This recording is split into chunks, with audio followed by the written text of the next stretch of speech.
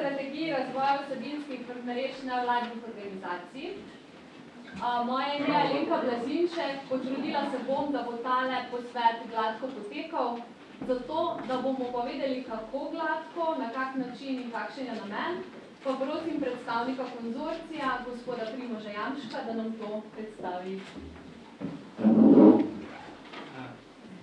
Torej, dober dan, pozdravljeni in dobrodošli v imenu celotnega konzorcija vsebinskih mrež, ki smo pripravili tale današnji dogodek, današnjo konferenco, ki se na nek način odvija v zelo pomenljivem času.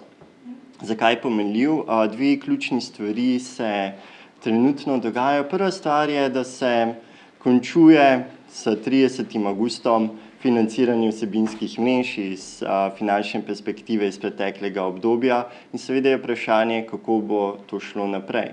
Drugo, kar je pomenljivo stvar, je, da se je v letošnjem letu pričelo s pisanjem dveh dokumentov. Eno je zakon o nevladnih organizacijah, ki ravno tako omenja vsebinske mreže, drugi dokument, ki pa se piše za obdobje 2015-2020, pa je nacionalna strategija za razvoj prostovoljstva in nevladnih organizacij. In ravno zaradi tega je čas, zadnji čas, da naredimo še enkrat premislek o vsebinskih mrežah. Kdo smo, kaj želimo, kaj bomo počeli, kaj pričakujete od nas. Tako da smo sestavili program, ki je iz tega uvodnega dela, kjer bomo povabili k besedi gospoda državnega sekretarja v kabinetu vlade, gospoda Tadeja Slapnika, in na to dva koordinatorja, dve vodji vsebinskih mrež, da poveste, kakšna so naše razmišljanja bila do sedaj. Na to bomo pa pogledali razmišljanja zunanjih akterjev, bomo pogledali razmišljanje, ampak to bomo zares pogledali razmišljanje gospoda Borisa Koprivnikarja, ministra za javno upravo, ki danes ne more biti z nami, ampak je pa podal video izjavo. Za nami bo delil mnenje Goran Farbici, direktor Centra nevladnih organizacij Slovenije, ki skrbi za razvoj nevladnega sektorja.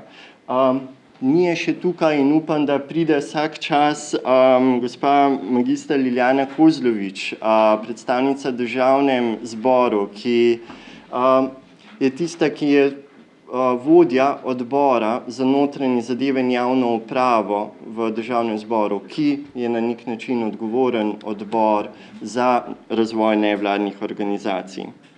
In tudi varuhinja človekovih pravic sodeluje z nevladnimi organizacijami in bo podala svoje mnenje in tudi, ker ne more biti z nami, je za to video izjava. Seveda moramo pogledati še, kako vsebinske mreže trenutno delujejo v praksi, kaj lahko prinesejo in kaj ne. Kritične in poglede bojo podale Natalija Đoković iz Društva Mozaik in Monika iz predsednica sveta zavoda PET. Kaj so lahko dobile od vsebinskih mrež, kaj še bi lahko pridobili. Na to pa bomo pogledali primer Mladinskega sveta Slovenije kot v narekovajih institucionalizirane vsebinske mreže. Mreže, ki ima svoj zakon. A je to v redu, ali to ni v redu, in to nam bo predstavil njegov predsednik Tim Kampl. In Olimpijski komite Slovenije, ki je prvi sogovornik državi na področju športa, bo predstavil svoj primer, kako lahko z državo sodeluje in kako lahko doprinese pomembne stvari naprej in kaj je tisto, kar je dobro v sodelovanju in kaj ne. Skočili bomo potem na odmor, ki bo z nevladniškim priokusom, kot ste lahko prebrali. Torej vsekakor hrana, ki bo drugačna in hrana, ki ima pomen. Na to pa nas zanima stališče vas vseh tukaj.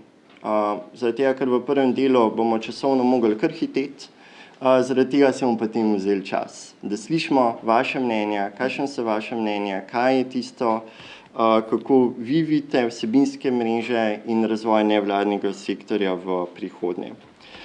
Zadevo pa bomo potem ob koncu konference, ob dveh, pa tudi konzorcij vsebinskih mrež, ki je že nekaj časa deluje neformalno in bo tudi naprej še deloval neformalno, ampak bo formalno sklenil ustanovitveni akt.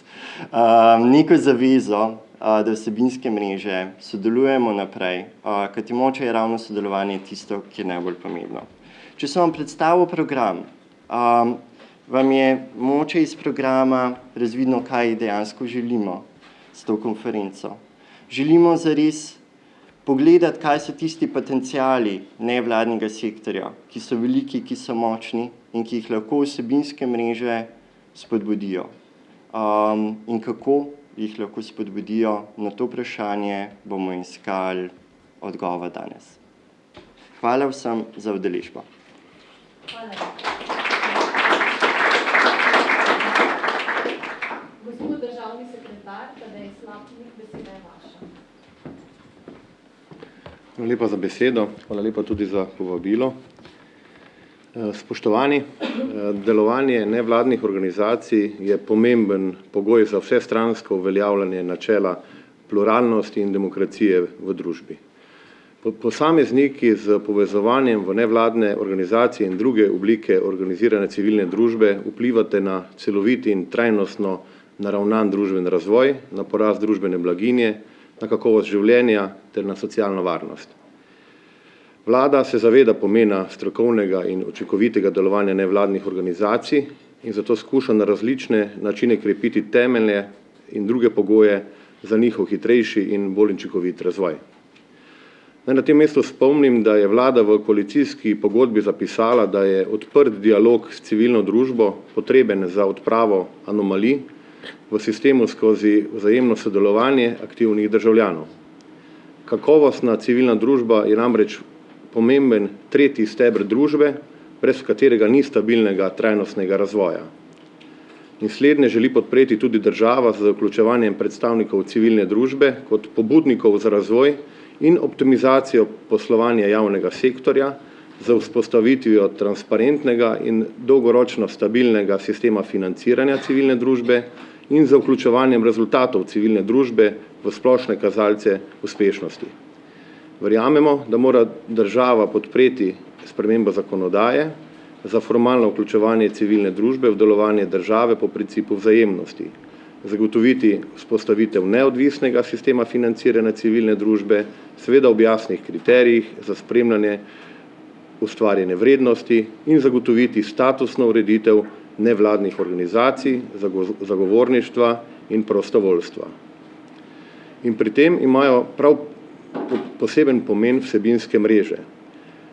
Imajo ključno vlogo, saj je njihova funkcija krepitev zmogljivosti nevladnih organizacij, da bodo lahko nevladne organizacije bolj učinkovito prispevale k politikam na področju zaposlovanja, izobraževanja, okolja, zdravja, socialnih zadev ter k vsem politikam, pri katerih je njihovo sodelovanje bistveno.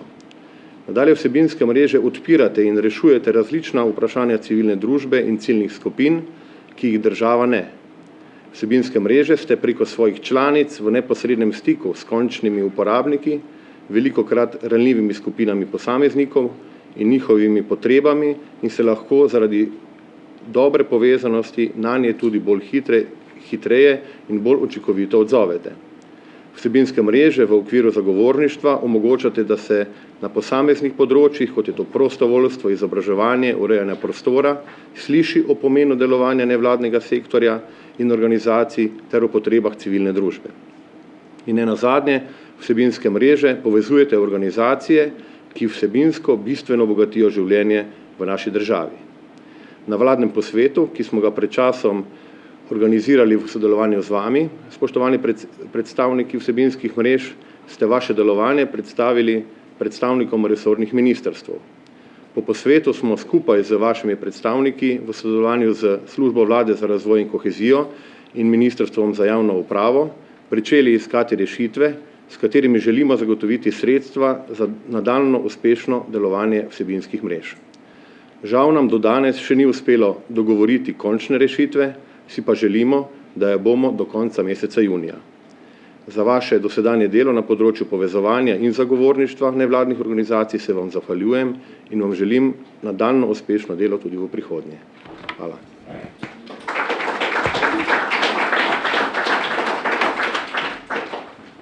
Sedaj pa prosim koordinatorja vsebinskih mrež, gospod Mašo Bizovičar in namesto gospoda Petra Cofana, ki je na žalost obtičal v gneči Primoža Jamška, da predstavita osnutek stališč konzorcija vsebinskih mrež in pa seveda še o tem, kaj sploh mreže počne.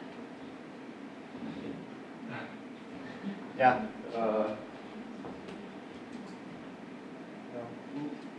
nisem Peter. Peter Cekanas je v bistvu predstavnik eden izmed vsebinskih mrež, ki je na vsebinske mreže malce skupaj potegnil, da tudi bolj delujemo.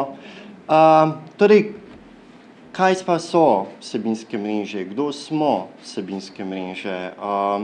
In sicer nevladne organizacije zelo velikokrat prepoznamo, da določene stvari, določena naša poslanstva ne bomo mogli narediti sami in da zahtevajo širše sodelovanje najrazličnejših akterjev in predvsem tistih, kdaj nevladnih organizacij, ki se za določene stvari borimo. Zaradi tega se povežemo ali v neke konzorcije ali v neformalne mreže.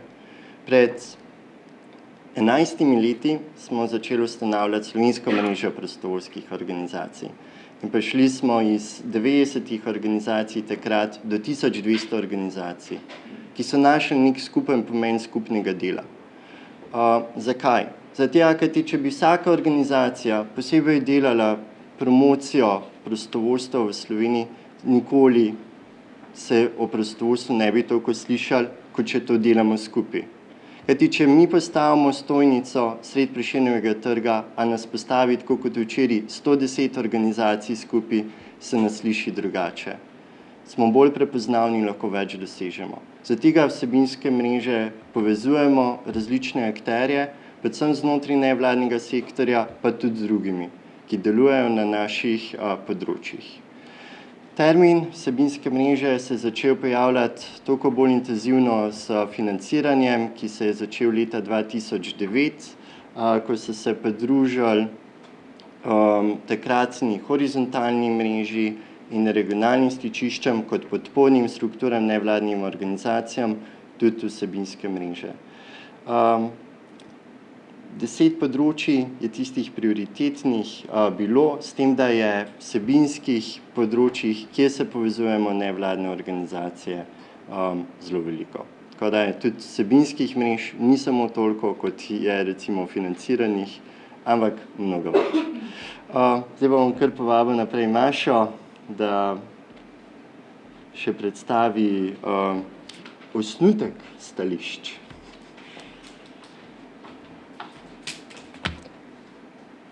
Lepo pozdravljeni tudi z moje strani. Primož, hvala za besedo. Bi jaz kar prosila? Takole. Konzorcij vsebinskih mrež je pripravil osnutek stališč za razvoj nevladnih organizacij, za razvoj nevladnega sektorja in vzpostavljanje podpornih struktur. V iztekajoči perspektivi je bilo opravljeno kar nekaj posvetov. Izvedena je bila analiza in pripravljena sta bila tudi 2 dokumenta. In v teh stališčih smo se želeli sklicevati na tisto že povedano, tako da se tudi bo nekako potem v nadaljevanju, ko jih predstavljam, tudi navedeno. Sklicujemo se tudi, oprli smo se na dokumente opredelitev ključnih ukrepov in instrumentov za krepitev zmogljivosti nevladnih organizacij v programskem obdobju 2014-2020 in pa na dokument krepitev kapacitet nevladnih organizacij s pomočjo vzpostavljanja podpornih struktur, to je pa sintezno poročilo, oba dokumenta sta iz leta 2014. Poleg tega, da želimo na tem dogodku predstavljena stališča predvsem nadgraditi, jih dopolniti v drugem delu v fokusnih skupinah, ko nam boste vi pomagali razmišljati in želimo predvsem današnji posvet usmeriti v konkretne in oprijemljive zaključke. Predstaviti želimo vlogo, potenciale in pa cilje nevladnega sektorja, tako kot je tudi Primož že povedal, na področju delovanja vsebinskih mrež, ki so uresničljivi in pa realni. Da bi pa jaz kar prosila naprej, nekako smo te poglavitne potenciale tudi takole izpostavili. 3 poglavitne potenciale v nadaljevanju, neka kratka opredelitev, kako si predstavljam, da lahko to dosežemo. In sicer prvi nevladni sektor in vsebinske mreže nevladnih organizacij prispevajo k razvijanju zaupanja v državo ter svojim delovanjem omogočajo vključujočo družbo za zmanjševanje tveganja revščine in povečanje socialne vključenosti ogroženih in ranljivih skupin prebivalstva. In mogoče kar v nadaljevanju, Primož, kako bomo to dosegli, pa smo zapisali na tale način. Nevladni sektor predstavlja enega pomembnejših partnerjev za doseganje ciljev strategije razvoja Slovenije 2020 in potrebno je razvijanje in uveljavljanje ustreznega, podpornega in sistemsko pravnega okolja, med drugim tudi vsebinskih mrež, za razvoj nevladnih organizacij in prostovoljskega dela ter večjega prispevka nevladnih organizacij. Tukaj smo se oprli na strategijo razvoja Slovenije, pa kar mogoče v nadaljevanju. Potem pa druga točka, nevladni sektor s civilnim dialogom in zagovorništvom postane učinkovit in kredibilen zagovornik strokovnega in javnega mnenja in vsebinske mreže predstavlja eno od struktur nevladnega sektorja, ki prinaša nov pogled na najrazličnejše družbene problematike in so pomembne zaradi uravnoteženja različnih družbenih, gospodarskih in drugih interesov. Mogoče, se imam jaz. Spodbujanje povezovanja, partnerstva in soustvarjanja rešitev vsebinskih mrež skupaj z drugimi nevladnimi organizacijami ter sektorji, javna uprava, izobraževalni sektor in gospodarstvo.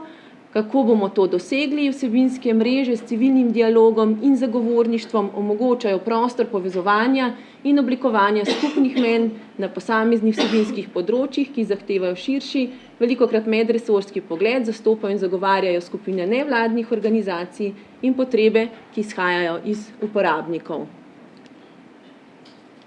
Pa še nekak zadnji cilj, ki je tukaj predstavljen, razvijanje in izvajanje storitev na tistih področjih, ki jih javni sektor ne pokriva, ne more pokrivati ali jih ne bo več pokrival. Razvijanje storitev, ki izhajajo iz potreb uporabnikov, so finančno vzdržne in predstavljajo inovativne in širše pristope na posameznih vsebinskih področjih. In malo daljša opredelitev, ki upam, da jo boste potem tudi dopolnili in dodali svoje, kako bomo dosegli mnoge storitve na področju sociale in zdravstva, ki jih javni sektor nudi danes, v prihodnje ne bo več. Prav tako pa javni sektor zaradi krčenja ne bo nudil marsikaterih novih storitev, ki bodo v prihodnje potrebne. To so področja, na katerih ima nevladni sektor posebno kredibilnost in poslanstvo. Zlasti zato, ker njihov primarni cilj ni finančni dobiček, pač pa skupno dobro. Vsebinske mreže smatramo, ocenjujemo, da nudijo strukturo za razvoj družbenih inovacij na posameznih vsebinskih področjih, razvijanje storitev pa naj poteka s povezovanjem, združevanjem manjših zgodb okoli širšega javnega interesa ter spodbuja fleksibilnost, dostopnost in stroškovno učinkovitnost nevladnega sektorja. Nekako to so nastajala stališča v naši delovni ekipi, veliko od vas je prispevalo k temu, upam pa, da bo potem v fokusnih skupinah še več razmišljanja na to temo. Tako da se vam zahvaljujem. Hvala lepa.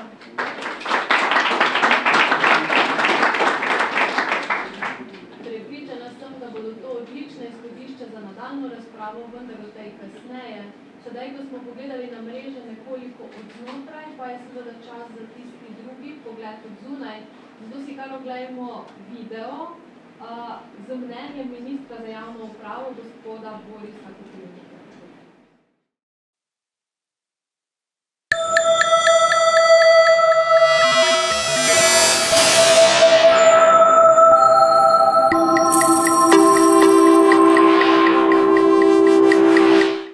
Delovanje vsebinskih mrež gledam zelo podobno kot delovanje celotnega nevladnega sektorja. Mi v nevladnem sektorju prepoznavamo in moramo prepoznati izredno moč, izredno obseg nalog, ki jih lahko ta nevladni sektor izvede.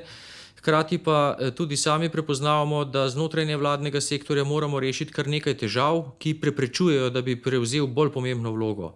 Zato smo že od samega začetka mandata in delovanja na področju nevladnega sektorja in tudi v okviru priprave strategije za razvoj nevladnega sektorja odločen zagovornik povezovanja, sodelovanja in pa upravičevanja vloge nevladnega sektorja, predvsem v tistem delu, kjer lahko veliko bolj učinkovito kot javni sektor izvaja določene naloge, to pa je tudi za nas vodilo in podlaga za financiranje. Menim, da je največja težava nevladnega sektorja to, da njegovo delovanje ni tako zelo stabilno, ni kontinuirano, se pravi, da moramo zagotoviti bolj dolgoročno financiranje nevladnega sektorja. Druga težava, ki jo vidim, je v tem, da je zelo slabo profesionaliziran, se pravi, da mora iskati bolj stabilne kadrovske zasedbe. Dejansko prva in druga težava izhajata v veliki meri iz težave, da je izjemno razdrobljen. Se pravi, da imamo neverjetno številko, več 10 000 nevladnih organizacij, ki pokrivajo le majhne segmente svojega sodelovanja. In z odpravo teh težav lahko v nevladnem sektorju tudi strani države prepoznamo večjega, stabilnejšega partnerja, ki lahko tudi prevzema bolj dolgoročne in bolj zahtevne družbene naloge. Povezovanje vsebinskih mrež je eno od mehanizmov povezovanja in vsakršno povezovanje seveda zelo odločno pozdravljam. Vendar mora biti povezovanje usmerjeno v izvajanje tistih nalog, če govorimo v odnosu do države, ki delujejo preventivno, ki delujejo pozitivno na neko družbeno klimo in predvsem, ki dokazljivo zmanjšujejo neke posledične obremenitve tako javnega sektorja, kot tudi nenazadnje obremenitve, ki jih imamo vsi posamezniki zaradi soočanja z recimo različnimi neznanji ali pa praksami našega življenja, ki nas pozneje pripeljejo v situacijo odvisnosti. Torej, ne gre za načelno podpiranje nevladnega sektorja kar tako, ampak gre za eno zelo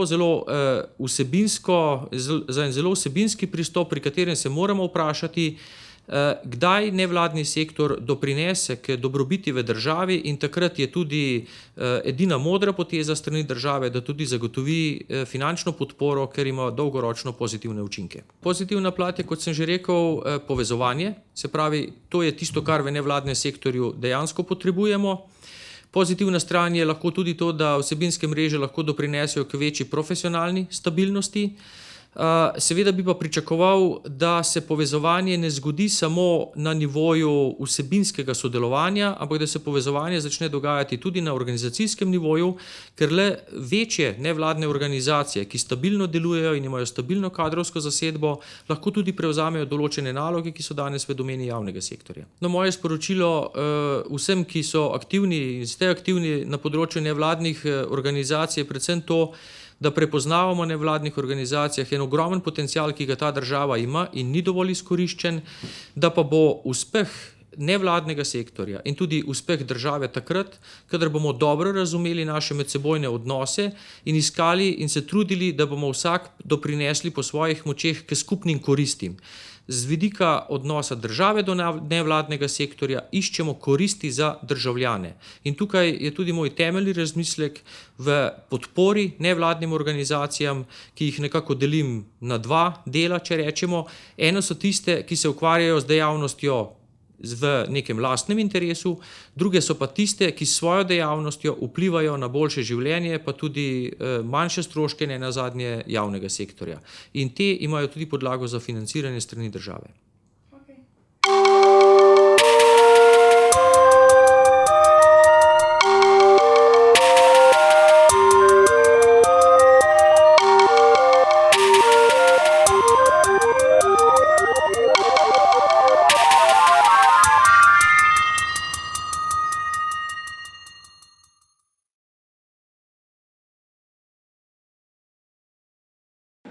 Sedaj pa vabim gospoda direktorja Centra nevladnih organizacij Slovenije, gospoda Forbicija, da tudi on pokaže svoj pogled. Alenka, hvala. Pozdrav vsem, pravzaprav vidim tukaj same kolege. Tako da Upam, da me ne razumete kot nek zunanji pogled, pač pa kot nek res prav notranji pogled, ne nazadnje. Mislim, da večina tukaj zbranih so tisti, s katerimi na CNVOS-u pravzaprav vsakodnevno, vsakotedensko že vrsto let sodelujemo. Preden začnem še, mi dovolite, da prenesem tudi pozdrave svojih kolegov iz regionalnih stičišč.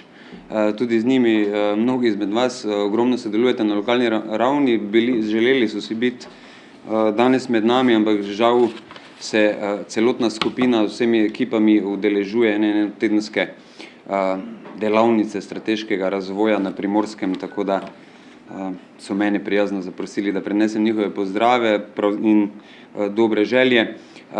Govorili smo tudi o tem, kaj sporočiti, in to sporočilo, ki ga bom imel danes, je pravzaprav skupno.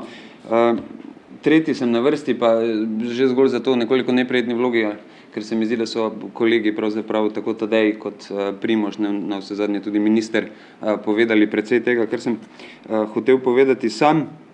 Pa morda vendarle začnem pri tem, kar je omenil minister, to je številkami. Te tudi veste, da so nam na CNVOS-u kot krovni organizaciji ljube v toliko, ker nam je vselej zanimivo pogledati, kako se razvija sektor zdaj primerjalno glede na druge sektorje v Sloveniji, pa ne nazadnje tudi v primerjavi s tujino. Ni nas ne vem kolikokrat 10.000, je nas pa 9 dni nazaj v Sloveniji bilo 26.856. Nevladni sektor je gotovo sektor, ki nenehno raste, sami mesečno beležimo, koliko nas je, in na mesec je nas pravzaprav tam okoli 50 več, prevladujejo seveda društva. Zdaj v zadnjih 3 letih smo tako zabeležili nekako rast 1800 organizacij. Zdaj seveda, če pogledamo v ljudeh, to predstavlja precej več. Znano dejstvo je, da slovenski nevladni sektor povezuje približno 1 milijon ljudi. To je pol prebivalcev te Slovenije. Minister je omenil nekaj, kar je že pogosto omenil in kar sam osebno vedno vidim kot nek kamen spotike, o čemer sem se z njim pogovarjal še takrat, ko je bil Boris iz Združenja socialnih zavodov in ne minister za javno upravo. To je, da se mu zdi, da bi sektor vendarle nekoliko moral zmanjšati svojo razpršenost, kot jo imenuje. Zdaj sam gledam na to, da je bogastvo in številčnost vendarle ena prednosti nevladnega sektorja. Namreč sektor ni tukaj samo zato, da izvaja razne javne storitve, da zaposluje, pač pa je tudi tukaj zato, da povezuje na lokalni ravni, krepi vsak dan popoldneve, in v toliko je pravzaprav ta njegova številčnost kvečjemu prednost. Zdaj, enako kot v nevladnem sektorju rastemo številčno po številu organizacij, seveda rastemo tudi po številu zaposlenih, rastemo po številu prihodkov, rastemo ne nazadnje tudi po javnem financiranju, ampak niso seveda pa številke tiste, ki bi lahko opredelili ali pa nam zares pregovorile o tem sektorju. Ta sektor je namreč, in tukaj upam, da se vsi kolegi strinjamo, vendarle predvsem njegov človeški potencial. Je pravzaprav vsa vložena energija in vso znanje, ki ga imamo tisti, ki smo združeni v nevladnih organizacijah. Ne nazadnje smo to vsi tisti prostovoljci, vse ure socialne pomoči, vse markacije v gorah, videl sem kolega iz prostovoljcev tukaj, z nami je tudi kolega iz Zveze slovenskih kulturnih organizacij. Nevladni sektor so tudi vse kulturne predstave, ki se dnevno dogajajo, bodisi v urbanih, bodisi podeželskih okoljih. Ne nazadnje je nevladni sektor tudi od vseh tistih 1000 in 1000 paketov humanitarne pomoči, ki se razdelijo vsak dan in se pravzaprav v zadnjih 5-6 letih delijo, nažalost, vedno bolj. Ampak danes nisem tukaj, da bi govoril toliko o sektorju, o tem bi lahko govoril dolgo in vsemi vami sem o tem govoril večkrat, pač pa zato, da spregovorimo o pomenu tako imenovanih infrastrukturnih organizacij in še zlasti o pomenu vsebinskih mrež. Tu se vselej rad spomnim tega, kar rečejo moji angleški kolegi, da je nevladni sektor toliko močan, koliko močna je njegova lastna infrastruktura. Kaj mislim z lastno infrastrukturo? Mislim natanko to, kar je prej omenil Primož, to so različne podporne organizacije, vse tiste organizacije, ki na eni strani povezujejo in drugi podpirajo nevladni sektor. Zdaj vsebinske mreže, ali meni osebno je ljubši izraz tematske mreže, ampak oprejel se vsebinske mreže, so prav gotovo zelo pomemben in predvsem se mi zdi, da tudi vitalen del te infrastrukturne podpore, kot je bilo že rečeno, ne gre za nič novega. Takšna povezovanja pravzaprav sektorja lahko spremljamo od njegovih društvenih začetkov, skratka 150 let nazaj, ko na slovenskem prostoru pravzaprav najdevamo najstarejša društva, pravzaprav že obstajajo njegove povezave. Spomnimo se gasilskih povezav, spomnimo se združenj čitalnic, ki so prav tako predstavljale eno od izvornih oblik slovenskega nevladnega sektorja.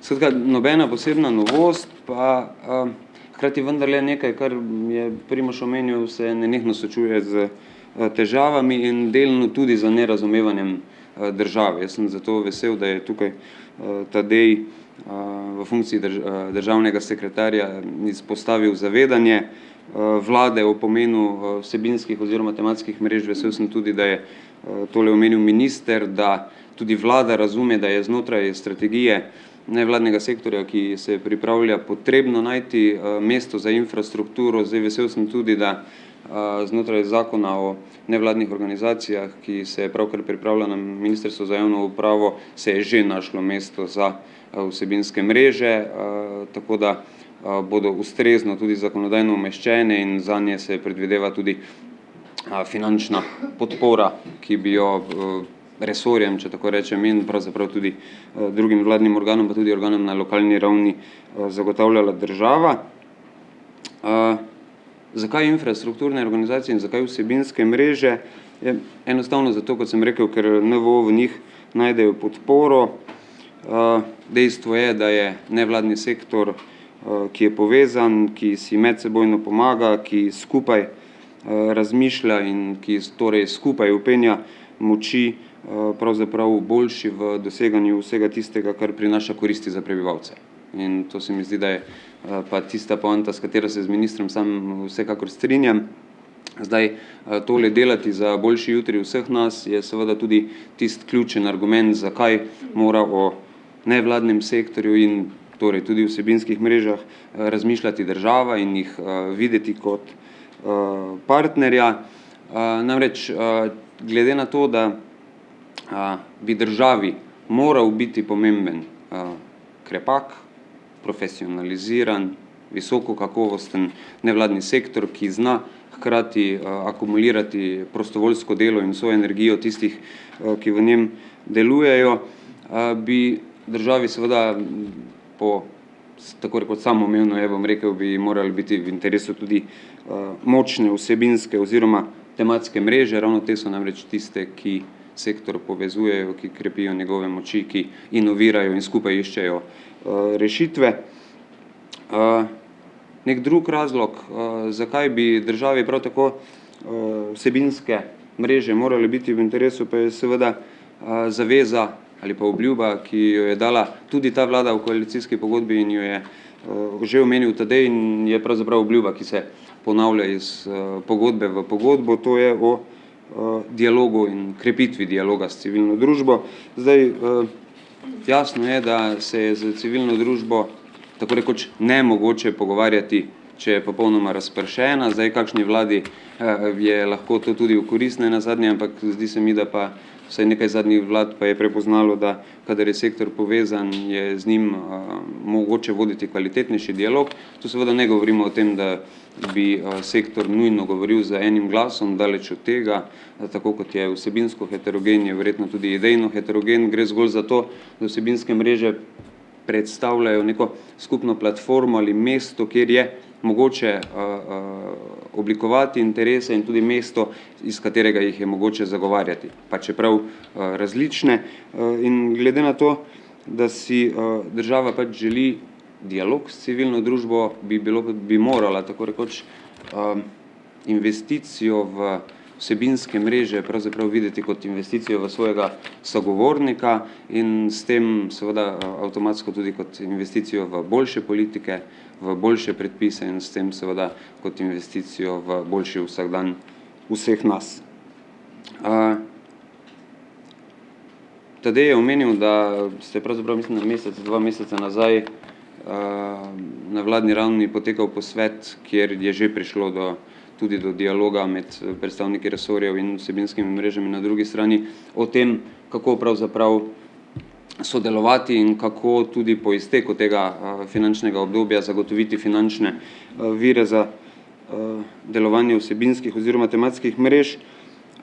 Zdaj sam, če se ozrem čez sektorje, lahko rečem, da imamo nekaj resorjev, kjer to nikoli ni bila težava. Jaz sem zato danes prav vesel, da je tukaj tudi predstavnica Olimpijskega komiteja, ki bo spregovorila o tem, kako poteka to sodelovanje na področju športa. Imamo nenazadnje tam kolega Marjana iz Sloge, kjer takšno sodelovanje že vrsto let poteka z Ministrstvom za zunanje zadeve. Ne pravim, da ni rezerv, brez dvoma so, pa vendar je to ministrstvo, ki je znalo prepoznati pomen vsebinske mreže. Zdaj imamo pa seveda en kup drugih resorjev in področji, kjer ta premislek še ni bil opravljen ali pa kvalitete vsebinskega povezovanja nevladniških mrež še niso bile prepoznane. Zdaj jaz si želim, da bo tudi ta konferenca eden od porivov za ta premislek vsem tistim kolegom iz ministrstev, ki tudi po danes tega ne bi hoteli videti, predlagam, da se ozrejo v Bruselj, na komisijo, namreč Evropska komisija že tako rekoč 20 let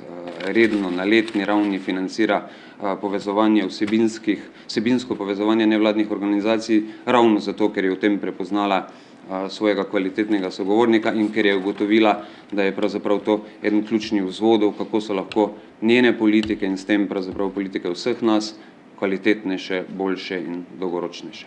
Toliko z moje strani, predvsem želim danes vsem kvalitetno delo. Hvala.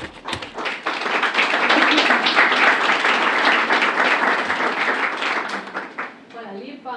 Magistra Liljana Kozlovič, vodja odbora za notranjo politiko, javno upravo in lokalno samoupravo, se nam je žal opravičila zaradi sklica nujne seje. Nam je pa poslala prijazno pismo in dovolite, da ga na kratko povzamem oziroma preberem.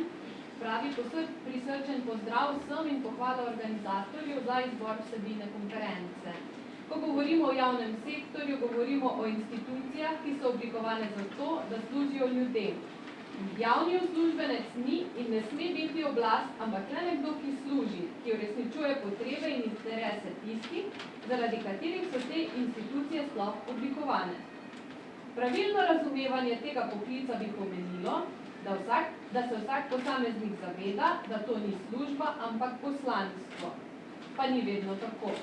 Še v tako demokratičnih sistemih je čutiti odtujenost od svoje baze. Res je tudi, da se posameznik vedno bolj zaveda svoje svobode in se ni pripravljen brezkompromisno podrejati oblasti. In ravno ta vmesni prostor vedno bolj vstopa nevladni sektor, ki je lahko odlična vez med civilno družbo in klasičnim javnim sektorjem. V svojem dolgoletnem prostovoljnem delovanju v okviru nevladnega sektorja sem spoznala, da je v tem neizmerno bogatstvo. Vezi ljudi, ki se združujejo v tako obliko, so spontane in poslanstvo opravljajo z vso predanostjo. Najpomembnejši del so vrednote, ki se ustvarjajo in jih ti ljudje širijo med seboj in svojimi družinskimi člani, prijatelji in znanci. V Državnem zboru se zavedamo pomena nevladnih organizacij in pozdravljamo partnerski odnos z javnim sektorjem in vam sporočamo, da smo vam vedno na voljo tako v poslanski skupini, kot tudi neposredno na delovnih telesih. Prepričani smo, da bomo ovire, ki so najpogosteje kažejo v finančnih sredstvih, uspeli premostiti, dobrobit nas vseh in jih razumeli kot priložnost za inovativnost in kot izziv. S temi dobrimi obeti pa si pogledajmo tudi naslednji video prispevek in sicer nas bo nagovorila gospa Vlasta Nussdorfer, varuhinja človekovih pravic. Tako da prosim za video.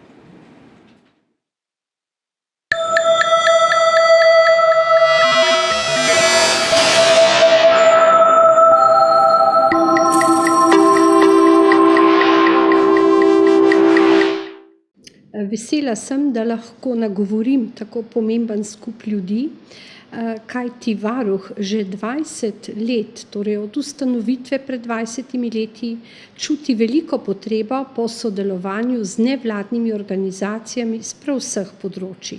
Tako dobivamo dragocene izkušnje z tega področja, kajti nevladniki ste tisti, ki prvi najbrž začutite potrebe ljudi, težave in tudi poti reševanja. Zato se mi zdi zelo pomembno, da se srečujem z vsemi nevladniki, torej z različnih sektorjev, in tako ugotavljamo, kaj se dogaja, kaj ljudje rabijo, kaj je treba še narediti. Zelo dejavni smo tako na področju okolja, otrokovih pravic, nasilja, brezdomstva, azilantstva, skratka starejših in mladih, nezaposlenih, skratka vseh skupin ljudi, ki jih nevladniki tako vneto pokrivate in zanje skrbite na poseben, inovativen način, ste izjemno delavni, prizadevni in čuti se, da delate to s srcem.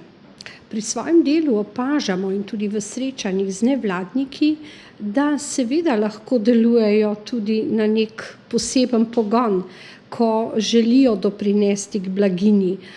Vendar vse se žal začne in konča tudi pri denarju. In če država za njihovo delo, torej za vaše delo, ne nudi prepotrebnih sredstev, si lahko mislim, da bo tudi ta vnema in tudi veselje do dela nekega dne zamrlo, da bo manj prizadevanj, manj ljudi, ki bodo še pripravljeni delati brezplačno.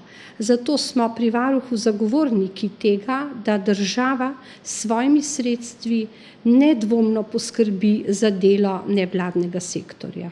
S središčem za zagovorništvo nevladnih organizacij, tako imenovanim ZIPOM-om, imamo že dalj časa tesne vezi.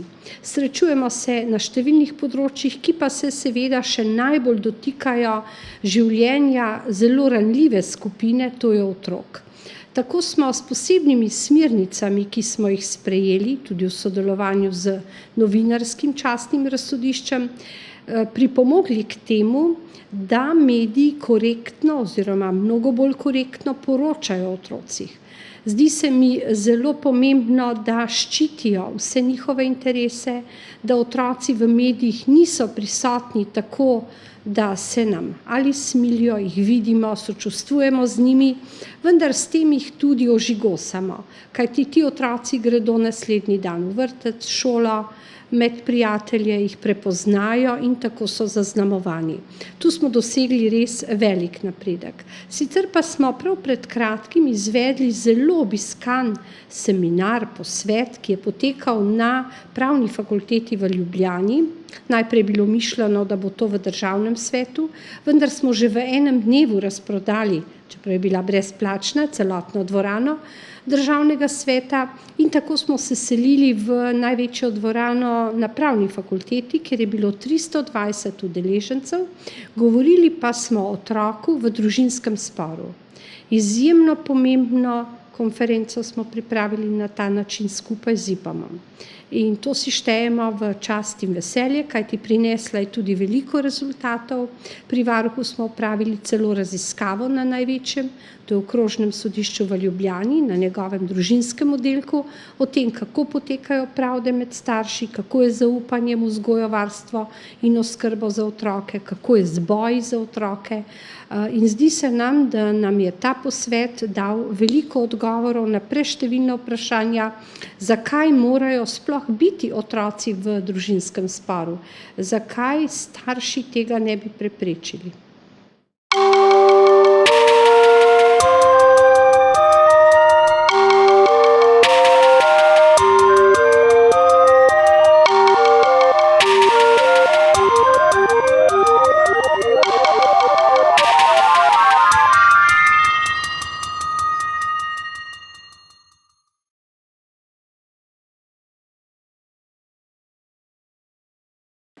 Še v bolj praktične primere iz prve roke in sicer vabim kar gospo Natalijo Đoković, predsednico društva Mozaik, da nam predstavi svojo izkušnjo.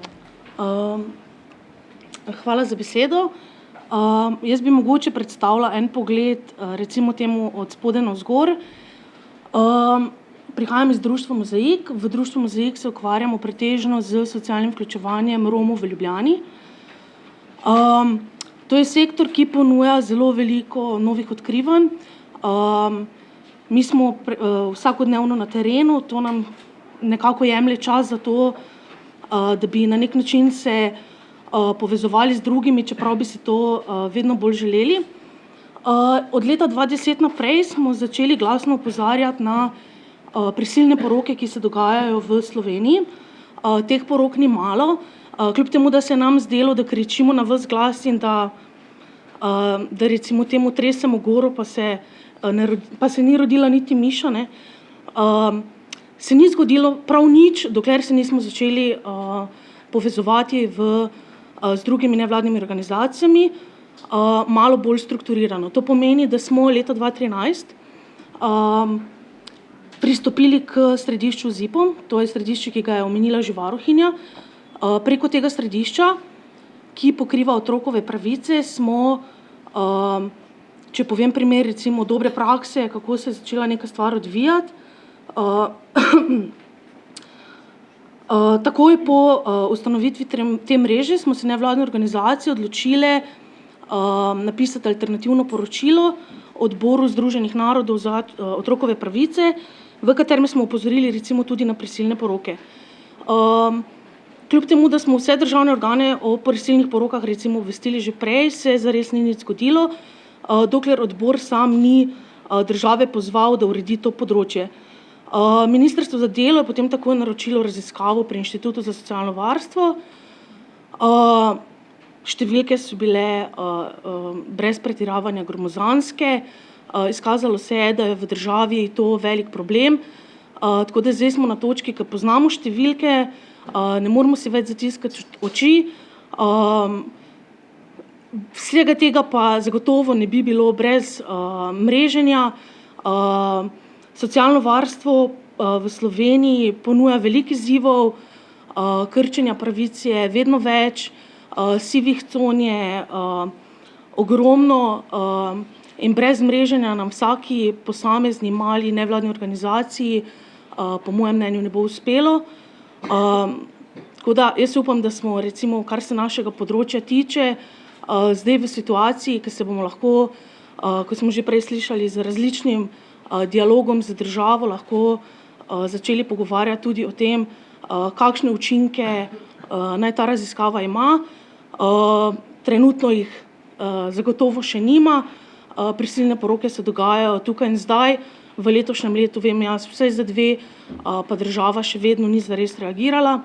Tako da upamo, da če bodo vsebinske tematske mreže še naprej podprte, da bomo videli učinke tudi na končnih uporabnikih.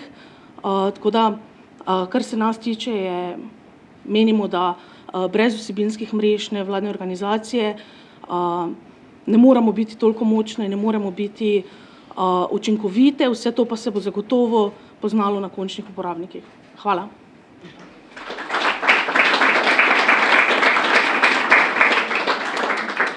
Hvala lepa, uspešno delo še naprej. Vabim pa že Moniko Rijavec, predsednico Sveta zavoda PET. Hvala za besedo. Jaz sem imela za danes pripravljene cel kup enih drugih zadev še, da vam jih zaupam, ampak bom zdaj zelo skrajšala in se osredotočila predvsem na tiste stvari, kjer se v našem zavodu najbolj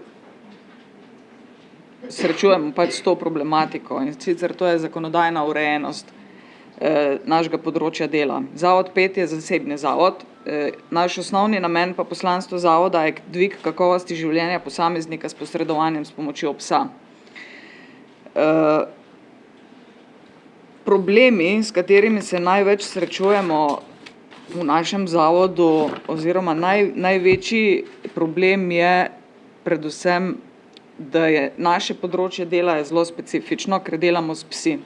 Nismo samo pač terapevtski vodniki terapevtskih psov, pač prostovoljci, ampak so prostovoljci tudi naši psi.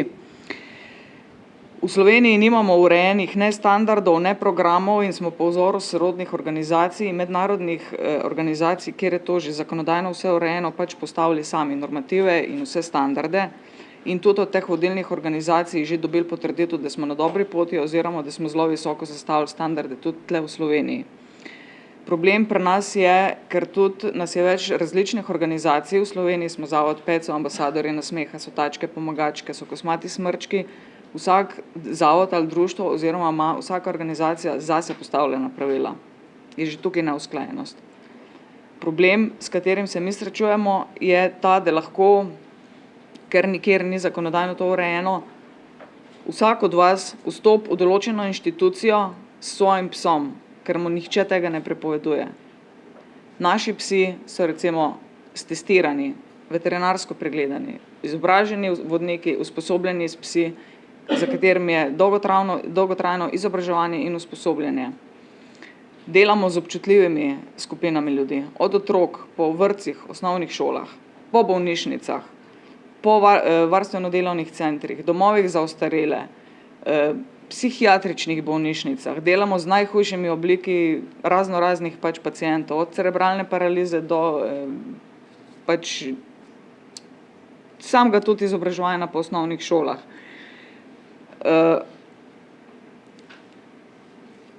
Tako da v prvem primeru, no, že tukaj recimo Slovenska filantropija in CNVOS, s katerimi sodelujemo, pa od vsega začetka, a ne, nam zelo stojijo ob strani, poskušajo pomagati tudi pač pri urejanju tega. Mi smo sami in zavod od leta 2011, ko smo se pač ustanovili, smo bili že na pogovorih tudi na Ministrstvu za zdravje, kjer je bilo že nekako obljubljeno, da se bo začela urejati zakonodaja. Smo poslali pobudo na vsa 3 pristojna ministrstva, se pravi zdravje, sociala in šolstvo, na katera področja pač mi pokrivamo, da bi se začelo to uresničevati, urejati zakonodajna problematika.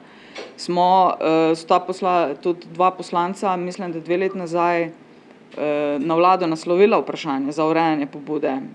Je bilo tudi takrat obljubljeno, da se zadeva pač začenja urejati, ampak zaenkrat se pač ni storilo še nič. Zakaj to toliko poudarjam? Stvari je treba urediti zaradi tega, ker prej ko slej lahko pride do nečesa, česar si nihče ne želi. Ne zavedajo, si vsi mislijo, sam pač, da je to, ja, pripeljejo kužka, naredi par trikcev, malo ga počoha in to je to ni res. Za vsem tem delom stoji strokovno delo, strokovno izobražen kader. Mi pridobivamo naši člani se izobražujejo preko ameriških inštitucij, skozi skrbimo za nadgradnjo znanja, izobražujemo strokovne delavce po medicinskih strokah, fizioterapevte, delovne terapevte, učitelje, psihologe, psihiatre, da skupaj lahko pridemo do res visokih ciljev. Pri delu, katerega opravljamo, se, bom rekla, skoraj vsakodnevno srečujemo dobesedno s čudeži, do katerih pomagajo naši kužki, da pridajo. Če vam samo ta zadnji primer povem iz pediatrične klinike, deklica, 11 let stara, iz včeraj na danes, iz popolnoma zdrave deklice postala rastlina. Odzivala se je edino, ko je bil na obisku pri njej terapevtski pas, s tem, da je njena roka funkcionirala. Po preteku parih mesecev punčka je zdaj na Univerzitetnem rehabilitacijskem centru Soča, kjer na željo mamice nadaljuje s pomočjo terapevtskega psa svojo terapijo, teče okrog, sam še govoriti ne more. Take stvari pač in zaradi takih stvari pač mi toliko spodbujamo in toliko želimo, da se čim prej začne tudi zakonodajno to urejati. Vsebinske mreže, Slovenska filantropija, CNVOS, kot pravim, nam poleg tega, da naš recimo zavod skrbi za izobraževanje našega kadra, oni skrbijo za to, da lahko tisti, ki vodimo zavod, izobražujemo tudi naše delovne člane ali za mentorstvo, kako se srečevati z določenimi situacijami, kako pomagati našim delovnim članom, da lahko še bolj nadgrajujemo pač stvari in še bolj pač izvajamo svoje poslanstvo. Problem, ta drugi, ki ga imamo pač v našem zavodu, je pa to, da smo formirani kot zavod in ne kot društvo. In že navkljub temu, da imamo lahko že dolgoletno prakso za sabo, pa da smo pravno že par let, ne moramo priti do statusa humanitarne organizacije. Tudi na tem mestu in filantropija in CNVOS recimo vejo to, podpirajo, stremimo k temu, da bi se pač to zakonodajno uredilo do tega pač ne more še priti. Smešno je tudi, recimo, da bi lahko prišli zdaj do statusa humanitarne organizacije oziroma da dobimo naziv društva v javnem, ki deluje v javnem interesu, sam prek Ministrstva za kmetijstvo. Čeprav v bistvu smo čisto medicinski stroki noter, ne? Ali pa v socialni stroki ali pa v šolstvu. In še to preko zakona o zaščiti živali, ne? Pač na podlagi tega, da delujemo kot, da skrbimo za dobrobit živali. Tako da, kar se nas tiče tukaj, veliko stvari, ki bi jih bilo treba urediti, veliko stvari nam pomagajo pač vse te vsebinske mreže, za kar jim tudi iskreno hvala. Mislim, da če stopimo skupaj še bolj, pa probamo tudi preko teh vsebinskih mrež združiti že sam te organizacije, ki se ukvarjamo sam s posredovanjem s pomočjo živali, lahko naredimo en zelo velik korak naprej. Če pogledamo po svetu, če pogledamo po Evropi, že Avstrija, Italija, Velika Britanija, tam je terapija s pomočjo živali vključena v zdravstveni in psihosocialni sistem. Vse skandinavske države pokrivajo to področje. Hrvaška ima postavljen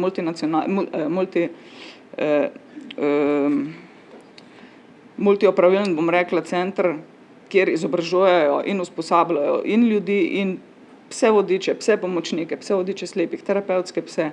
Vse imajo vključeno noter, reševalce, tukaj pri nas ni v zakonodajno urejeno popolnoma nič. In tukaj vidimo priliko, pač, kjer lahko pač z vsebinskimi mrežami skupaj naredimo zelo velik, pa predvsem pomemben korak za naše uporabnike, pa tudi preširjeno prostovoljstvo naprej.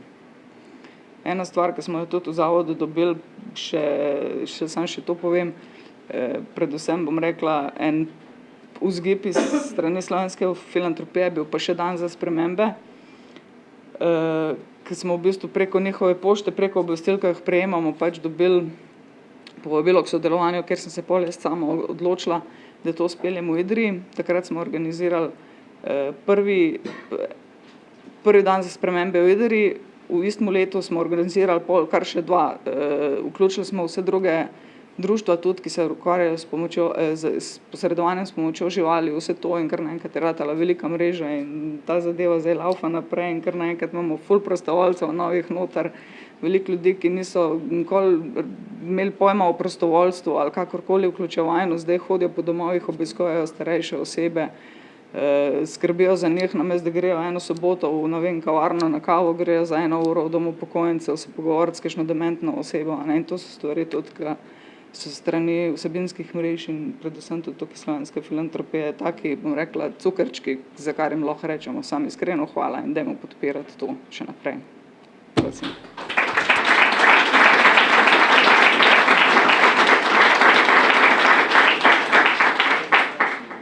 Veliko uspeha, hvala za to slikovito predstavitev. Zdaj pa mogoče iz posameznih primerov na nekoliko bolj sistemski pristop sodelovanja, pa vabim kar Tina Kampla, predsednika Mladinskega sveta Slovenije, da pa pove, kako deluje Mladinski svet Slovenije oziroma na kakšen način funkcionira. Ja, lep pozdrav še z moje strani.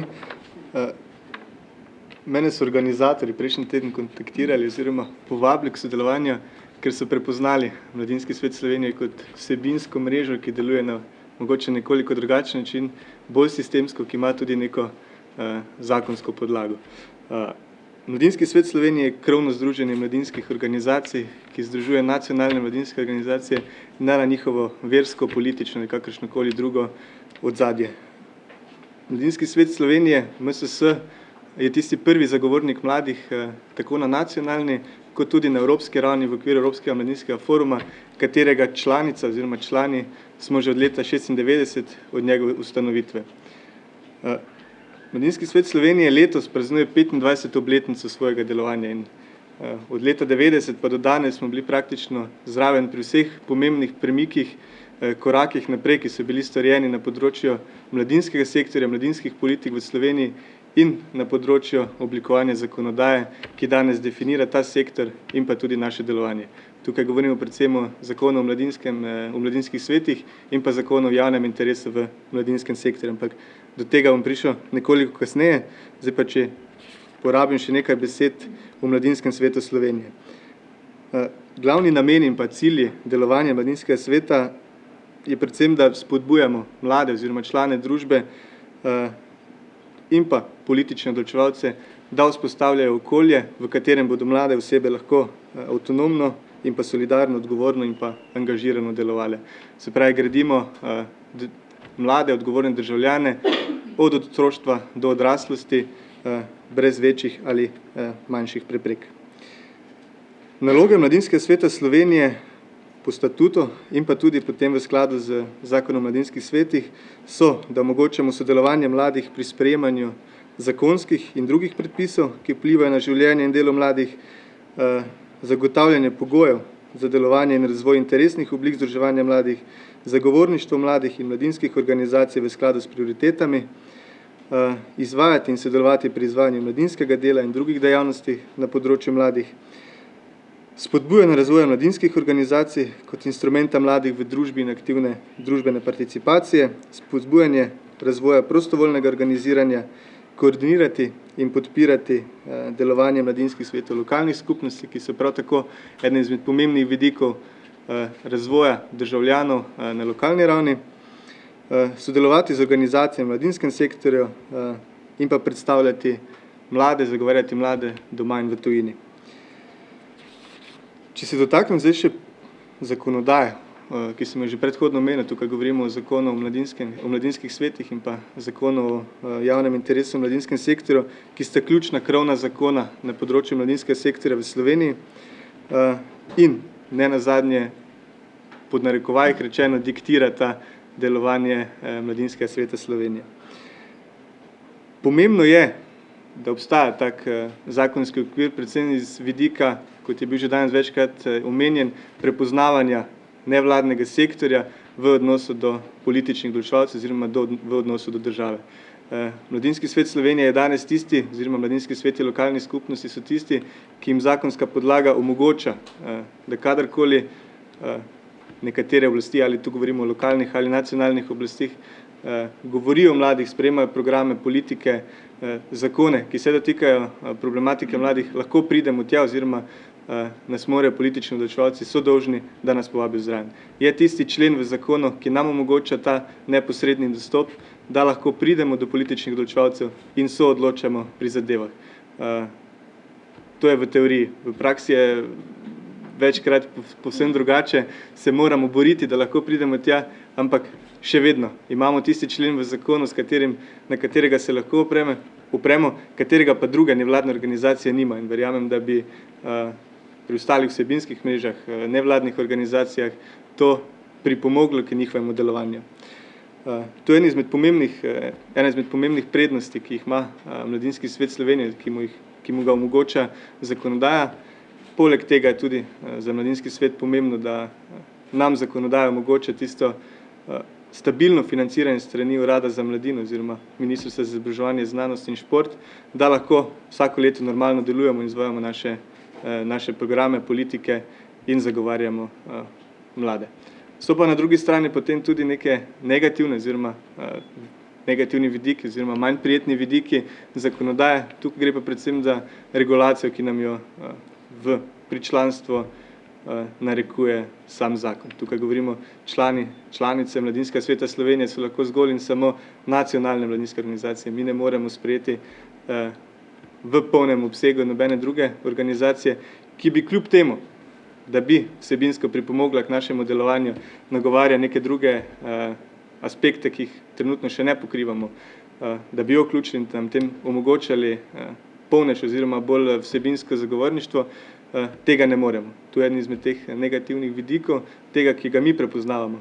Zato se moramo posluževati najrazličnejših partnerstev, ki pa nas potem po drugi strani toliko bolj plemenitijo, ker smo tisti, ki smo odprti in lahko sodelujemo z vsemi ostalimi organizacijami v nevladnem sektorju, ne glede na njihovo odzadje, ne glede na ostale politična zaledja ali kakorkoli, smo tisti, ki sodelujemo in na praksi preteklih let tudi to dokazujemo.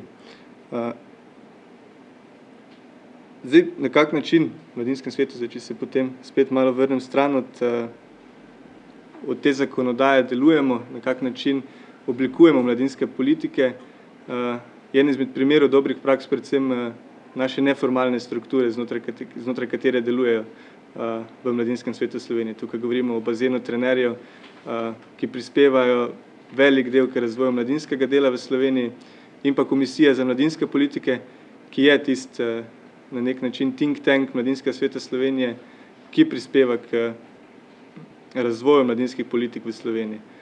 Proces, katerega se mi poslužujemo v Mladinskem svetu Slovenije pri nastajanju naših programskih dokumentov, ki predstavljajo ozadje vseh naših zagovorniških akcij in pa stališč, ki jih oblikujemo oziroma podajamo na posamezne predloge, programe javne politike, izhaja predvsem iz tega, iz nekega procesa, ki se začne od spodaj navzgor, od spodaj, kjer so posamezniki znotraj mladinskih organizacij prenašajo svoje mnenje na njihove vodstvene organizacije, se potem ti vodstvene organizacije vključujejo v Komisijo za mladinske politike, prenašajo te inpute, njihove izkušnje na raven Mladinskega sveta Slovenije, mi pa potem v sodelovanju tudi z strokovnjaki, z strokovnimi sodelavci na Mladinskem svetu Slovenije oblikujemo te naše politike, ki predstavljajo osnovo za naše delovanje na področju vsebin. Poleg tega je pa eden izmed pomembnih vidikov oziroma delovanja Mladinskega sveta Slovenije tudi proces izvajanja strukturiranega dialoga, kjer mlade vključujemo od lokalne, nacionalne do evropske ravni, kjer prenašamo želje, predloge, pobude, ki jih imajo mladi v kateremkoli okolju, kjerkoli so na višje nivoje. V ta namen smo tudi oblikovali spletni portal pobuda.si, platformo, ki mladim omogoča, da ne glede kje so, ne glede kaj želijo povedati, lahko grejo na ta portal in do političnih odločevalcev prenesejo te pobude, te želje, komentarje, grajen, kakorkoli že to poimenujemo, naprej. Mi smo pa potem tam tisti, ki poskušamo tudi znotraj naših forumov delovanja, ki jih imamo znotraj Sveta vlade za mladino, znotraj medosebnih odnosov oziroma partnerstva z ministrstvi, te pobude prenašati naprej. Jaz upam, da sem uspel vsaj na kratko orisati delovanje Mladinskega sveta Slovenije. Verjamem, da je še kako vprašanje odprto. Večkrat znamo zakomplicirati naše delovanje do te mere, da še sami najbolj ne razumemo, kaj smo želeli z njim doseči, ampak tak pač je. Verjetno se vsi srečujete s podobnimi zadevami, ampak če kako vprašanje, drugače pa potem v delavnicah, kak je planirano. Glede na to, da imamo mogoče čisto malo časa, eno vprašanje popustimo. Eno vprašanje, ok. Gremo naprej. Ok, srečno.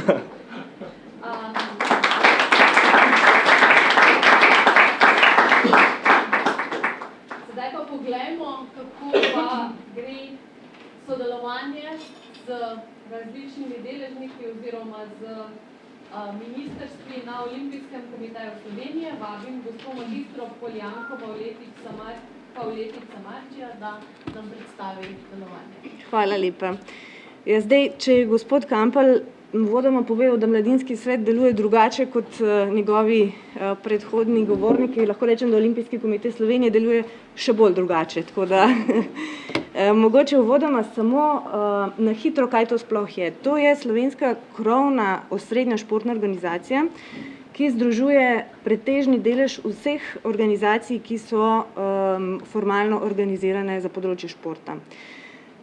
Ko je nastal, ko je bil ustanovljen leta 1991, je nosil samo prvi del svojega imena, in sicer nastal je čisto po eni taki ozki potrebi, da bi se po osamosvojitvi Slovenije lahko slovenski športniki samostojno kot reprezentanca Slovenije udeleževali tekmovanj v tujini. Ko je bil pa ta cilj dosežen, ko je bil tudi mednarodno priznan strani Mednarodnega olimpijskega komiteja, je pa začel vse dejavnosti v smeri tega, kar je pa dejansko osnovno poslanstvo Olimpijskega komiteja, in sicer to je združevanje, mreženje, podpora vsem organizacijam na področju športa. Tako se je povezal s takratno Športno zvezo Slovenije in leta 1993 je svojemu imenu pridal še drugi del Združenje športnih zvez, kakor se tudi danes še formalno imenuje in tudi dejavnost v tej smeri opravlja. Osnovno poslanstvo je seveda to, da povezuje in usklajuje interese na področju civilne športne sfere, to je glavno, uveljavlja vrednote olimpizma, veliko sodeluje v partnerstvu z državo in z gospodarstvom, to bomo videli tudi potem, na kakšen način. ustvarja strokovno-organizacijske pogoje za rast in razvoj svojih članic, se pravi vseh nevladnih organizacij, društev, zvez, ki so članice Olimpijskega komiteja, na vseh ravneh športa, od športa otrok in mladine, rekreativnega, pa vse do tekmovalnega vrhunskega športa, na lokalni ravni, na državni ravni, skratka kompletno, kar šport zajema v Republiki Sloveniji.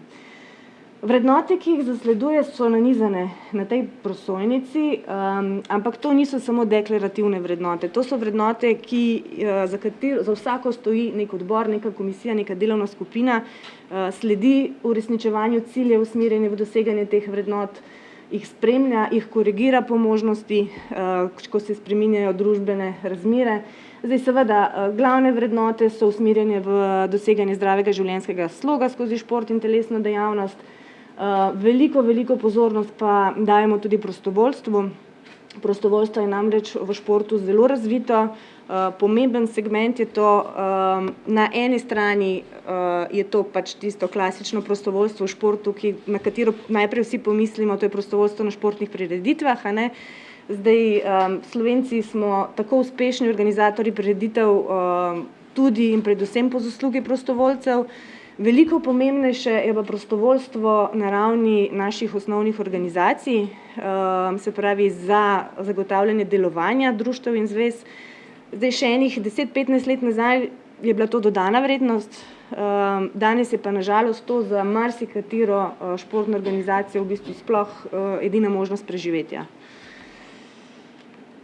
Olimpijski komite sestavlja 29 športnih zvez, ki se pretežno ukvarjajo s športom otrok in mladine, 71 nacionalnih panožnih športnih zvez, ki se ukvarjajo z vsemi ravni športa in seveda vseh spremljajočih dejavnosti, a ne.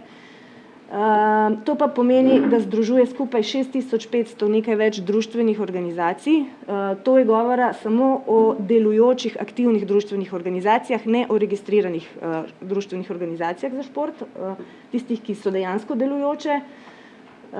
To pa približno predstavlja nekaj več kot 35% vseh društvenih organizacij v Sloveniji. To pa pomeni 85 000 registriranih športnikov in pa 400 000 prebivalcev Republike Slovenije. Se pravi, je to kar en tak konkreten bazen ne samo športnikov, ampak tudi strokovnjakov z področja športa, ki lahko kar obsežno znanje svojih področij iz najrazličnejših področij nekako združijo v nek pozitiven učinek. Kaj Olimpijski komite nudi svojim članicam? Zdaj, tega je res veliko, sploh v teh letih se je razvilo v sodelovanju s partnerji, pa tudi v sodelovanju s tem, kot posledica tega mreženja znotraj svojih članic, ko smo skupaj nekako dali znanja pa možnosti vseh, da lahko na državni ravni oziroma na ravni Olimpijskega komiteja nudimo svojim članicam. Zdaj, tukaj so naštete tiste, ki so se zadnje čase, katerih se najbolj poslužujejo, predvsem usposabljanja in izobraževanja. Usposabljanja so namenjena strokovnim kadrom, ne samo v smislu trenerjem, vodnikom, učiteljem, ampak tudi strokovnim kadrom, ki delajo, ki vodijo organizacijo, se pravi poslovnim izobraževanjem, menedžerskim za specifiko športa, izobraževanje tako športnikov kot odraslih, in pa zelo pomemben dejavnik je zadnji čas dvojna kariera, ki je omogočena tako trenerjem kot športnikom, ki nekako jim omogočamo izvajanje te dvojne kariere v sodelovanju tako z državo in sicer na način, da imajo naši športniki in seveda tudi trenerji, ker tudi trenerji so tisti, ki so veliko odsotni, možnost pridobitev izobrazbe na prilagojen način. Seveda tukaj ni govora o tem, da bi se vsebina kakorkoli prilagajala, pa se jim olajšalo pogoje, ampak gre za to, da se snov strne, da lahko grejo na izpit tudi, kadar ni izpitnih rokov, da lahko opravljajo maturo v 2 delih, če so to srednješolci, in pa možnost tudi študija na daljavo v sodelovanju z dansko univerzo, jim je tudi to omogočeno pridobitev formalne izobrazbe. Olimpijski komite v sodelovanju z Olimpijsko solidarnostjo in pa z enim od svojih sponzorskih partnerjev štipendira mlade in nadarjene športnike. Letos je bila ustanovljena Fundacija za socialno ogrožene, v katero se vključujejo predvsem predstavniki sponzorjev in donatorjev Olimpijskega komiteja, ki polnijo to fundacijo, iz nje lahko črpajo socialno ogroženi predstavniki naših organizacij, nudi materialne dobrine v smislu športna oprema, športne rekvizite, pisarniški material, razne materialne prispevke, razvojno podporo. Recimo zadnji tak projekt je bil ta, da je Olimpijski komitej dal razviti posebno aplikacijo za administracijo in arhiviranje poslovanje organizacije, ki je registrirana za šport, se pravi, gre za malo posebno obliko poslovanja.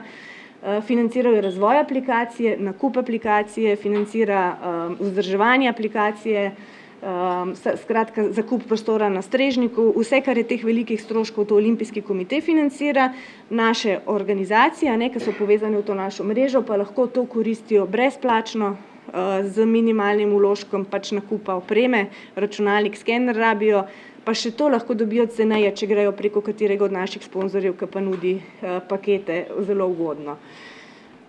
Zdravstveno varstvo, naša organizacija je taka, da se veliko, bom tako rekla, kar pošteno, nimamo težav za pridobitev sponzorskih sredstev, ker je to taka neka bombastična organizacija, na katero se tudi radi vežejo, sploh v letu, ko so olimpijske igre in podobno.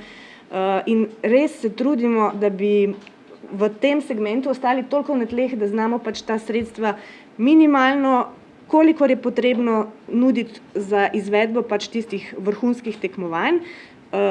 Vse ostalo, kar se pa da, pa vlagamo v organizacije, zato ker tisti športniki, ki grejo na olimpijske igre, to je v bistvu neka špica na tem icebergu. Če ne bomo vlagali spodaj v naše baze, v društva, v to ne bo prihajalo več do te špice. In tega se trenutno naše vodstvo zaveda in zato je zelo dobro zastavilo to politiko, tako da v bistvu tudi enega od svojih sponzorskih partnerjev izkoristilo za to, da je z njim sklenilo pogodbo v smislu, da ne bo dalo finančnih sredstev Olimpijskemu komiteju, ampak bo pa plačalo športnikom, ki imajo določen status kategorizacije, nadstandardno zdravstveno zavarovanje, se pravi, ko se športnik poškoduje, lahko takoj pride do oskrbe pri športnem zdravniku in takoj do obravnave in oni pokrijejo vse te stroške. To je v športu, v vrhunskem športu sploh problem, ker športniki čakajo mesece in mesece, ali pa če pridejo do svojega splošnega zdravnika, je ponavadi kurativa ta, da mora mesec, dva počivati, kar je pa za vrhunskega športnika nesprejemljivo. Specializirani zdravniki pa znajo ga spraviti v pogon tudi v drugih delih, da poškodba počiva, se sanira, on pa ta čas naprej ohranja svojo fizično moč, kondicijo in tako dalje. Potem seveda sodeluje v postopku v partnerstvu z državo pri zaposlovanju, tako v javni upravi, kot pa preko raznih ESS projektov in pa druge razne storitvene dejavnosti, računovodstvo vodi, predvsem s to možnostjo, ker je, ko je to zakon o društvih omogočil, je Olimpijski komitej ustanovil svoje podjetje, gospodarsko družbo, ki se imenuje Olimp d. o. o., ki se ukvarja z marketinško dejavnostjo in sicer cilj tega trženja je ta, da znižuje stroške poslovanja svojih osnovnih organizacij. S tem, da potem lahko te organizacije veliko več vlagajo v razvoj športa, pa tega, za kar obstajajo, da se ne ukvarjajo samo z lastnim obstojem. Kako se povezujemo navzven? Na eni strani se povezujemo z državo na vseh ravneh in sicer predvsem so predstavniki Olimpijskega komiteja dejavni na ravni vlade in strokovnem svetu Republike Slovenije za šport. Tam ima tudi Olimpijski komitej svojo kvoto izmed 15 predstavnikov strokovnega sveta, to je posvetovalni organ vlade za šport, jih 7 prihaja iz Olimpijskega komiteja, zato da se nekako zagotovi neka strokovna presoja, ki naj ne bi bila politično usmerjena. Veliko sodelujemo tudi z Zavodom za šport Republike Slovenije, Planica, ki ga je ravno tako ustanovila država, predvsem na programih namenjenih športu otrok in mladine, z društvi, ki se ukvarjajo s športom otrok in mladine in pa rekreacije. Potem pa seveda na drugi strani z izobraževalnimi ustanovami, predvsem tistimi, ki nam omogočajo programe usposabljanja za naše strokovne delavce in za kadre. in pa tako pač, kot je tukaj razvidno na raznih ravneh. Zdaj, kaj Olimpijski komite naredi za državo, kar bi težje sama brez Olimpijskega komiteja naredila. In sicer predvsem je tukaj pomembna strokovna pomoč, vsebinska pri pripravi zakonskih in podzakonskih aktov za področje športa seveda, potem pa priprava strokovnih podlag za vladne izvedbene normativne akte. Predvsem gre za te strokovne vsebine, recimo tudi mogoče en primer praktičen, ko država deli sredstva, recimo preko letnega programa športa, ona tudi mora imeti določene kriterije, določene merila, kako bo to razdelila. In ker Olimpijski komite tisti, ki lahko najbolje ovrednoti recimo nek športni rezultat, neko razpršenost športne panoge, neko reprezentativno športne panoge, pa v bistvu rezultat je najmanj ovrednoten, ampak pa večino članstva, kajti vse razvide o članstvu in o tem se vodijo na Olimpijskem komiteju. In jim potem lahko predlaga pač nek sistem rangiranja, na podlagi katerega potem oni lahko svoje merila in kriterije prilagodijo, da pridejo do nekih izbornih meril. Zdaj skrbi seveda za športnike in šport v državi, zato ker na operativni ravni tega pač država ne počne, in pa opravlja javno službo. Javno službe dejansko ne more nihče drugo opravljati, gre pa za take zadeve, kot so recimo najbolj tipična za Olimpijski komite, je ta, da vozi športnike na olimpijske igre. Tega noben drug ne more, ker to lahko počne samo član Mednarodnega olimpijskega komiteja. Potem so pa tukaj pač seveda še druge. To so vse opredeljene v zakonu, tako da že vnaprej definirane. Na drugi strani pa država za Olimpijski komite med drugim, to ni vse seveda, financira slovenski šport, in sicer delno iz državnega proračuna preko letnega programa športa, delno pa preko sredstev iz fundacije za šport, to je pa fundacija, ki se financira iz koncesijskih sredstev Športne loterije Slovenije. Omogoča šolanje pod posebnimi pogoji, tako kot sem že prej povedala, ureja preventivno zdravstveno varstvo, se pravi, da vsak registriran športnik v Republiki Sloveniji ima pravico do vsakoletnega brezplačnega preventivnega pregleda, na podlagi katerega dobi potrdilo, da lahko se športno udejstvuje. Z državo smo v partnerstvu v številnih projektih, od zaposlovanja do raznih projektih iz evropskih socialnih skladov, ki se zelo vzajemno v bistvu dopolnjujemo seveda že pri kandidaturi, ampak tudi potem pri spremljanju in pri izvajanju zadev. Razvoj športne infrastrukture, tukaj je predvsem mišljeno pri zapolnjevanju tehle sivih list, ki so v državi, se pravi, da v nekaterih regijah sploh določene športne panoge ni, pa objekta, recimo vemo, da bazena ni že marsikje, in pa potem ustvarjanje ugodnejših davčnih in pa družbenih okolij. Zdaj, ko sva se s Primožem pogovarjala, kako bi danes pripravili, mi je rekel, da v bistvu gre za to, da predstavim pač svoj kritičen pogled na to, kako država pa naša organizacija sodeluje. Jaz moram reči, da mi kritičnega pogleda nimamo. Mi imamo zadnje 3 leta odlične izkušnje.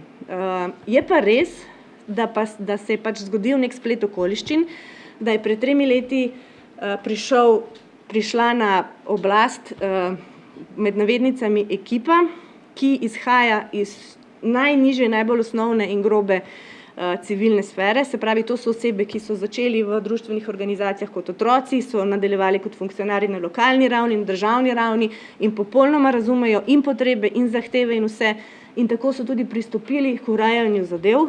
Spisali so nov nacionalni program športa, pišejo nov zakon, ki je že 20 let star in sploh ni več aplikativen. In njihov pristop je bil ta, da niso se postavili kot država, kaj mi lahko nudimo, in povabili civilno sfero zraven, da poda pripombe, ampak so izšli iz potreb in iz možnosti civilne sfere in okrog tega zastavili neke vrste servis, kako to sploh uresničiti. In moram reči, da se zdaj po 2 letih in pol že nepričakovano že poznajo zelo dobri rezultati že tega dela. Tako da sicer je pa res, da so pa te osebe ko so nekako opravile to svoje poslanstvo, se vrnile nazaj v domov, so one rekle, v krog nevladnih organizacij, ker se tam boljše počutijo. In mi zdaj samo upamo, da je prišlo do nekega miselnega preskoka, ki bo po inerciji še nekaj časa naprej udejanjal to, kar je bilo nastavljeno na tak uspešen način. To bi bilo vse.